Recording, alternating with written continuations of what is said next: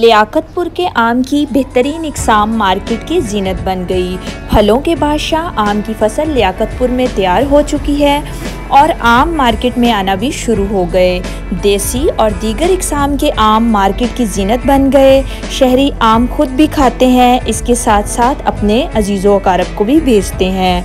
किसान तहसील भर में मौसमी हालात के पेश नज़र आम की फसल को शदीद नुकसान पहुँचा है।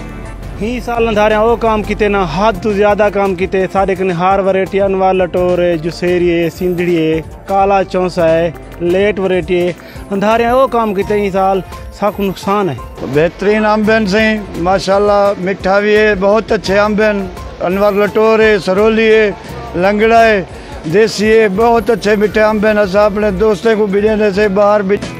लियाकतपुर का आम पूरे पाकिस्तान में पसंद किया जाता है। बच्चे और बड़े बहुत ही शौक से इसे खाते हैं।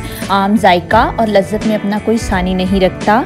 अगर हुकूमत किसानों की सरपरस्ती करे तो आमों की एक्सपोर्ट बढ़ाकर बेहतरीन ज़र मुबादला कमाया जा सकता है।